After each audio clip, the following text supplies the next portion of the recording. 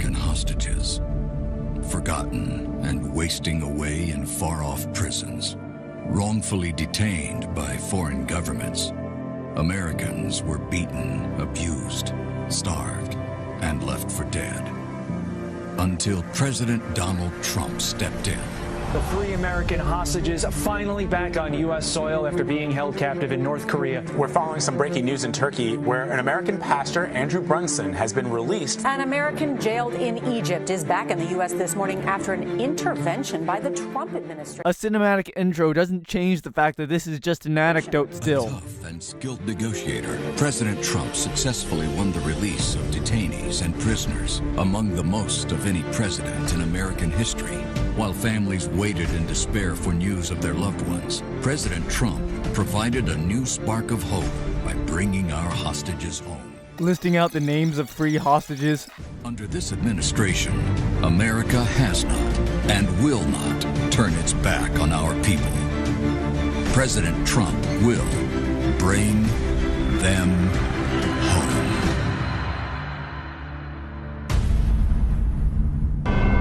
Diplomacy, negotiation skills, perseverance, faith, the ingredients of hope when there is no hope. No American should ever be left behind. Priority, freeing American hostages.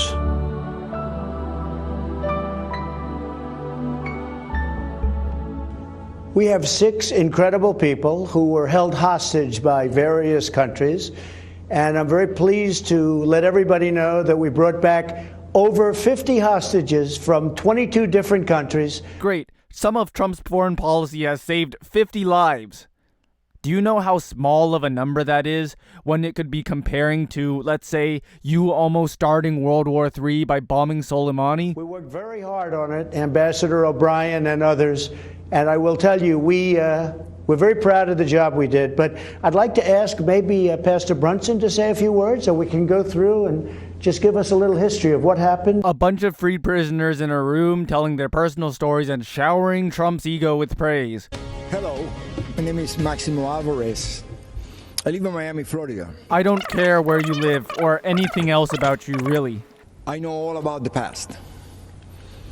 I'll never forget my own. His family fled from totalitarian regimes. President Trump may not always be politically correct. He's in fact a successful businessman, not your average career politician.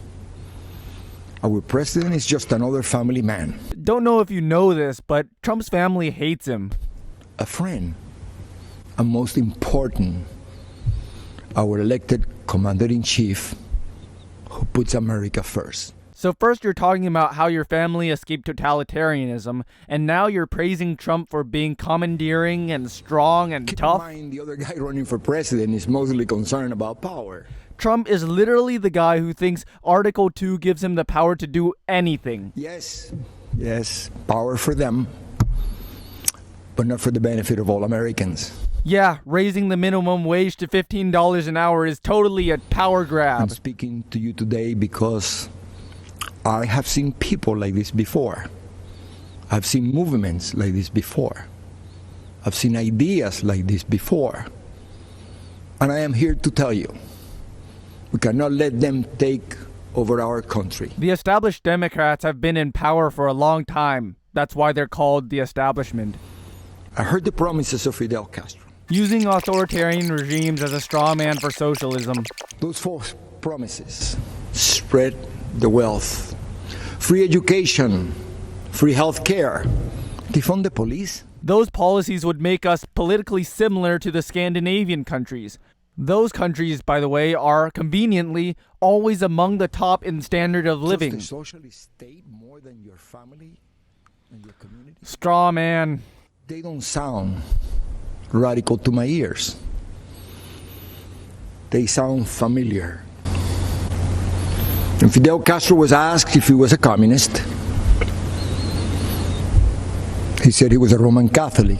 He knew he had to hide the truth. But the country I was born in is gone, totally destroyed. You forget that the rise of Castro was caused by the failures of capitalism before it. Now, they just so happened to choose a system that failed even worse. We are not advocating for that type of government. We are advocating for something more similar to the Nordic model for now. Those models which work. When I watch the news in Seattle, Chicago, Portland, and other cities, those protesters are not Marxists. They are pseudo-liberals who believe black people are all being shoved down by oppressive hierarchies. when I see the history being rewritten, Your translator's when I broken. hear the promises I've heard echoed. Those policies and the ones we're supporting are only superficially similar. You have PTSD. My parents only wanted one person to decide my fate. Me. So do I, which is why I advocate for all people having their basic needs met so that they can go on to determine for themselves how they want to live their lives instead of becoming the slaves to either one giant corporation or another. Not some party member, not some government official, not some bureaucrat. Your dichotomy proves itself false time and again. When the government isn't holding power, the businesses will seize it. If the businesses don't have power, the mob of people, collectivists, will seize the power. Whenever there's a power vacuum, the greedy and the corrupt will fill that hole. As bad as the mob rule or the government might be, they exist in some capacity, at least, to serve the people. In America, though, we have the worst of the three, which is a corporate plutocracy. I don't trust populism. I don't trust the people. I don't trust democracy. But they're sure a hell of a lot better than whatever it is we have now. A smaller government does not mean more freedom. Someone, usually the elite, will always be there to oppress you. I would decide my own future. Fat chance. Social mobility in the United States is famously low. I am so grateful to America. Oh yes, good sir. America, the land of the free, good sir, yes. If I gave away everything that I have today,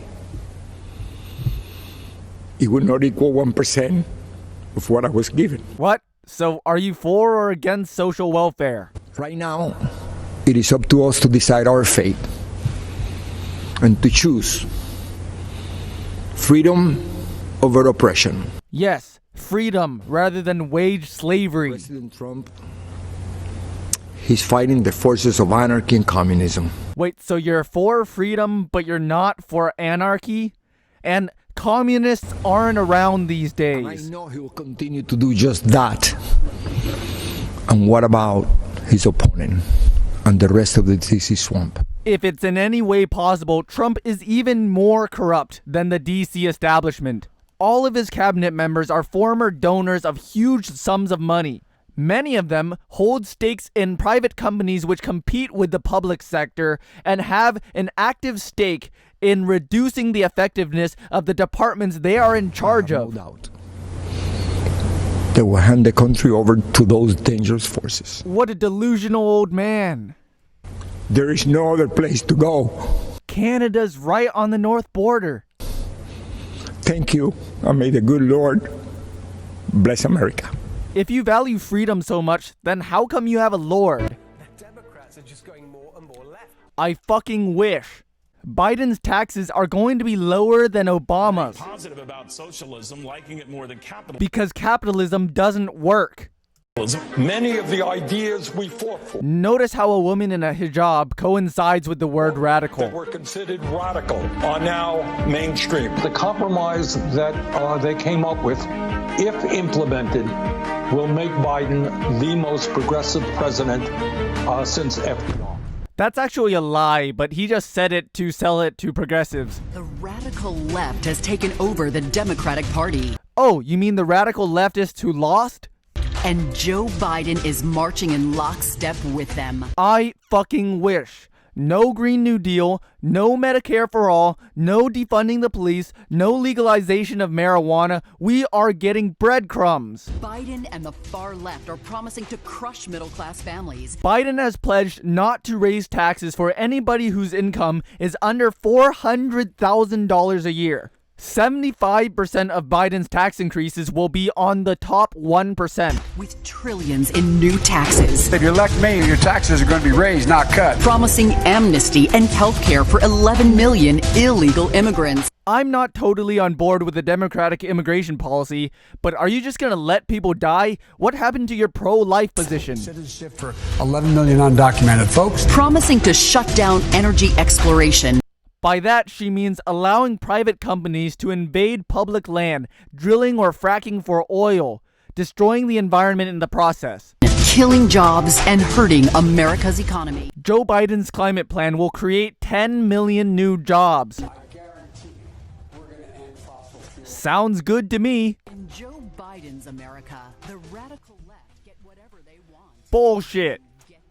Someone has to pay for it either way. If you do nothing, climate change and global warming will destroy the environment and it will cost billions or trillions of dollars. If we reduce taxes, then the national debt will increase and the future will still pay for it. If you increase taxes, you'll pay for it now, but the environment will be protected and we will save trillions of dollars in the future. They've already taken over Joe Biden and the Democratic Party. Don't let them take over America. Have you even looked at the platforms? Biden's plans are more similar to Trump's than Sanders's. Fuck you. It's about an American ambassador to the United Nations, and it's about a speech she gave to this convention. She called for the re-election of the Republican president she served, and she called out his Democratic opponent. What is the point of all this meta-narration? A former vice president from a failed administration. Obama wasn't such a great president, but at least he got us out of the Great Recession caused by Bush's supply-side policies. That ambassador said, and I quote, "Democrats always blame America first." Okay, so let's say we blamed some other country. What are we going to do about the other country's policy? I don't know. We can only focus on what we have here at home. The year was 1984. The president was Ronald Reagan. And Ambassador Jeane Kirkpatrick's words are just as true today. Joe Biden and the Democrats are still blaming America first. Donald Trump has always put America first. Well, that just tells us about his personal character. Democrats are willing to take responsibility for their own failures. Republicans, specifically Trump, they always have to be locked in to their mindset that America is great no matter what, and that if anything goes wrong, it's somebody else's fault. And he has earned 4 more years as president. It was an honor of a lifetime to serve as the United States ambassador to the United Nations. Now, the UN is not for the faint of heart. It's a place where dictators, murderers, and thieves denounce America. It's also a place where dictators, murderers, and thieves attempt to represent America. And then put their hands out and demand that we pay their bills. Have you forgotten about the trillions of dollars of national debt we owe? Why don't we stop spending so much money on being the world's policeman and use all that money to pay back the national debt? Well, President Trump put an end to all of that. With his leadership, we did what Barack Obama and Joe Biden refused to do. We stood up for America, and we stood against our enemies. You pushed away allies and turned them into enemies. Obama and Biden let North Korea threaten America. Because they knew North Korea was not a threat. President Trump rejected that weakness, and we passed the toughest sanctions on North Korea in history. Obama and Biden let Iran get away with murder and literally sent them a plane full of cash. In exchange for 4 American hostages. Normally, I don't like negotiating with terrorists, but you gotta at least give the context. President Trump did the right thing and ripped up the Iran nuclear deal. Before Obama signed the Iran nuclear deal, the 2 countries were basically at the brink of war. Iran agreed not to arm themselves, and in exchange, they recovered frozen assets that were already theirs. And they've been following the nuclear deal so far until Trump broke it. Under Trump, America has lost its image of diplomatic reliability. And now the UN is starting to realize that Iran has the right to protect themselves against the terrorist threat that is the United States of America. Obama and Biden led the United Nations to denounce our friend and ally, Israel. Israel has been illegally invading and occupying the shores of Palestine. President Trump moved our embassy to Jerusalem. A complete smack in the face to Palestine by recognizing the entire Jerusalem as the capital of Israel and Israel only. And when the UN tried to condemn us, I was proud to cast the American veto. So you had America veto the policy against America. Gee, that seems fair. This president has a record of strength and success. And backstabbing brown people in order to help a country that literally supports ethnic cleansing. The former vice president has a record of weakness and failure. Joe Biden is good for Iran and ISIS. ISIS and Iran hate each other. Great for communist China. I don't give a shit what happens in China if it comes at the cost of the American people. And he's a godsend to everyone who wants America to apologize, abstain, and abandon our values. America has no values. America's support of Israel is not a religious or moral one. It's a strategic, political, and militaristic one. Donald Trump takes a different approach. He's tough on China, and he took on ISIS. And won. ISIS is still around, and the longer we are occupying the Middle East, the more terrorists will spring up. And he tells the world what it needs to hear. This has been obvious for a long time, but I'm going to make it clear for you. America is a terrorist nation. So good. So many weapons. At home. Heh, no. Gee, that's specific. When Joe was VP, I was governor of the great state of South Carolina. If by great you mean large in size. We had a pretty good run. I don't really know about South Carolina politics, so I'm going to assume she's lying. A Biden-Harris administration would be much, much worse. I mean, a full economic recovery from the Great Recession is hard to top. Last time, Joe's boss was Obama. This time, it would be Pelosi, Sanders, and the squad. You think Biden is going to be bossed around by some sophomore colored women? I wish. Their vision for America is socialism. No, not exactly, but it is mine. And we know that socialism has failed everywhere. Well, you know how it is. Socialism is excellent in theory, but in practice, it usually gets taken out by a CIA-sponsored coup. They want to tell Americans how to live. By giving them more money to spend on consumer products? What to think?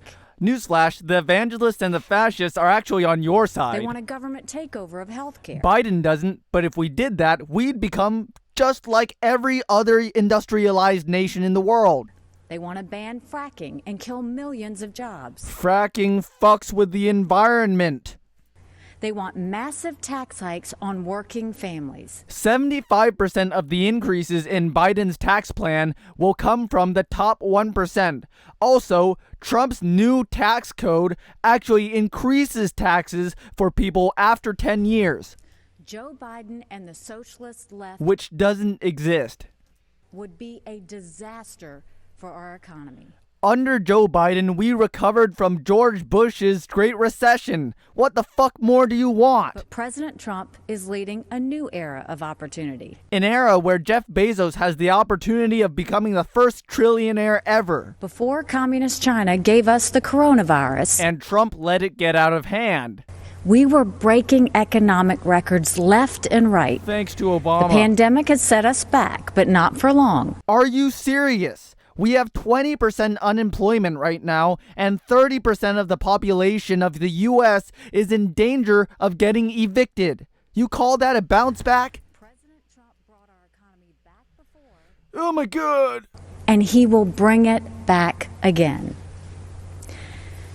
There's one more important area where our president is right.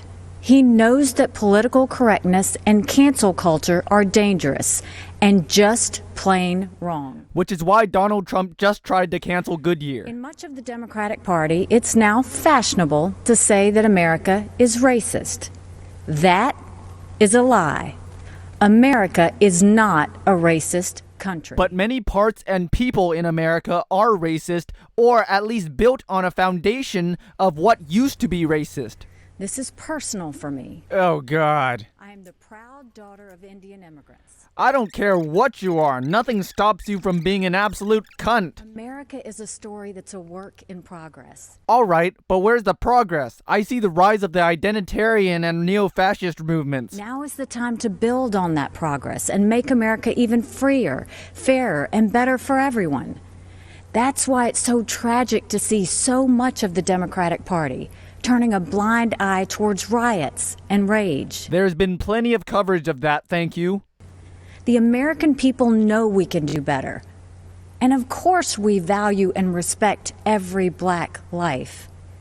The black cops who've been shot in the line of duty, they matter. Nobody said they didn't. The black small business owners who've watched their life's work go up in flames, they matter. You're terrible at intersectionalism.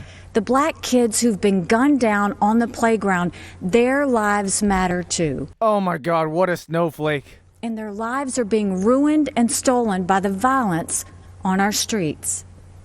It doesn't have to be like this. Just take the secret police out of the streets, and there won't be riots about secret police on the streets. It wasn't like this in South Carolina 5 years ago. Please, no more fucking stories. America isn't perfect, but the principles we hold dear are perfect. That's because you have no principles. There's one thing I've learned. It's that even on our worst day, we are blessed to live in America. What a hack. It's time to keep that blessing alive for the next generation. This president and this party are committed to that noble task. This speech should have ended like 10 minutes ago. We seek a nation that rises together, not falls apart in anarchy and anger. We know that the only way to overcome America's challenges is to embrace America's strengths. What are our strengths? Military might? That's basically it. We are striving to reach a brighter future where every child goes to a world-class school chosen by their parents. That's literally not possible. Do you not understand that poor children don't have access to transportation to drive around to whatever the fuck school they want? Where every family lives in a safe community with good jobs. Oh my fucking God. Where every entrepreneur has the freedom to achieve and inspire. Then why is our credit score system so unforgiving? Where every believer can worship without fear. And where people don't try to get the government to push and enforce their own religious views. Every life is protected. Pro-life dog whistle. Where every girl and boy, every woman and man of every race and religion has the best shot at the best life. Transphobic dog whistle. In this election, we must choose the only candidate who has and who will continue delivering on that vision. Bernie Sanders already lost. President Trump and Vice President Pence have my support, and America has our promise. We will build on the progress of our past and unlock the promise of our future. That future starts when the American people re-elect President Donald Trump. Thank you, good night, and may God always bless America. Holy fucking shitballs. This was the most dishonest speech I've heard in the past 2 weeks. And that's saying something. Fuck, what a fucking cow. Also, God doesn't exist.